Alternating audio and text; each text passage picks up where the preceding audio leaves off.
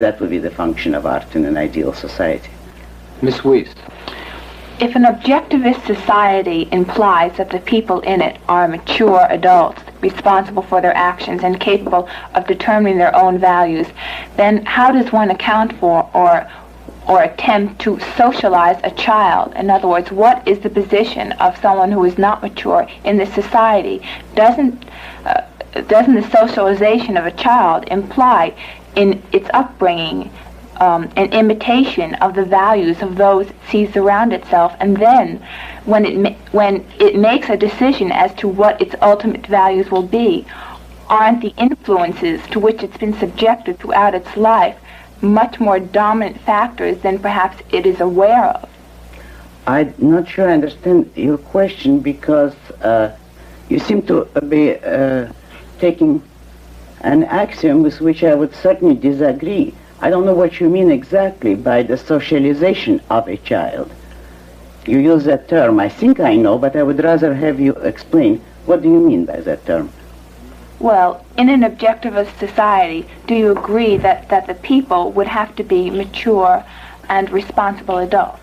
In other words, there would have to be a group of such people, but as to how large it would have to be, I wouldn't venture to guess. It would have to be a group of people who has succeeded in presenting a rational philosophy to other people and establishing a society on that basis. That is all that I would claim. Well, I don't mean that every individual in such a society has to be a rational adult.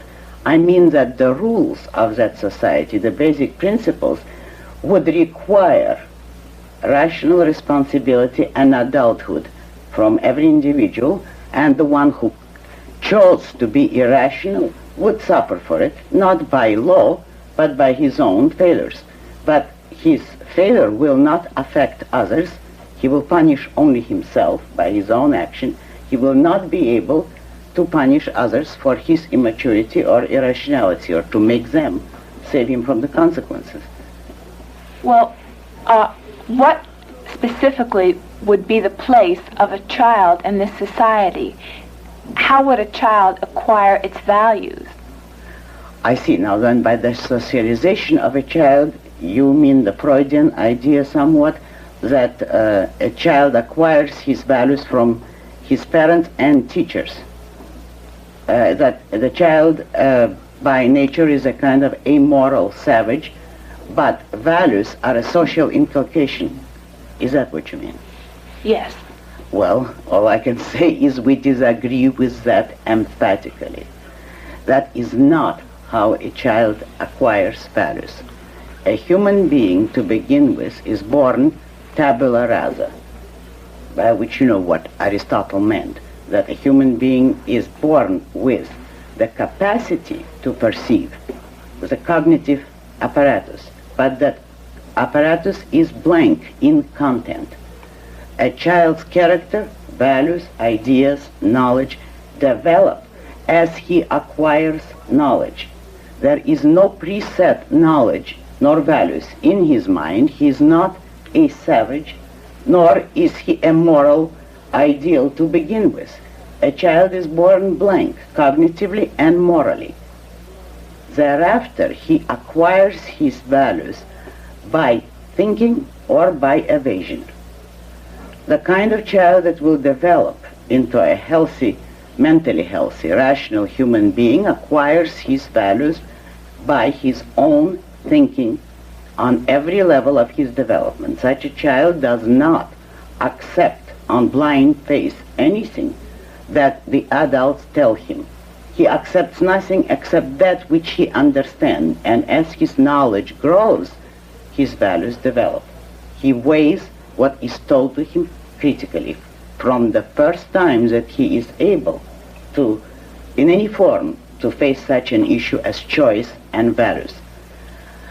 Now, if a child does not care to undertake the responsibility of thinking, then he evades, and then he does accept by osmosis, by imitation, the values forced on him by his parents, teachers, or neighborhood. But that is already a neurotic child. That is a child who has defaulted on the proper function of developing his mind. And he did so by his own volition. Certainly parents and the environment can help a child develop into a rational human being, or can hinder him, can make it much harder for him. And under most philosophies that have existed, parents have done their utmost to discourage rationality and independent thinking in a child, so that most children are born and, or rather grow up under a heavy handicap. Instead of being helped towards rationality, they have been frightened away from it or handicapped. However, no child can be set for life away from reason. He cannot be marred for life by something he might have accepted unthinkingly at the age of 3 or 5. No parents, no background can determine the future rationality or lack of it of a child. That is up to him. And therefore, if you ask me what will happen to children in an objectivist society, well, they probably would be the greatest beneficiaries of such a society, because if the dominant trend is a rational philosophy, then it will be the duty of the parents, and they will know how to exercise that duty, to bring up their children as rational beings, to teach them a rational approach to values. And if you ask me, well, what would it consist of? Of a very simple thing. Never deliver moral ultimatums to a child. Never tell a child, this is good because I say so. Always tell a child, this is good because, and give him a reason within the limit of his knowledge which he can understand. To train a child to be a rational valuer means always to give him reasons and explanations for anything which you ask of him or which you advise him to do or which you advocate. That would be the way to bring up a rational child in a rational society. Mr.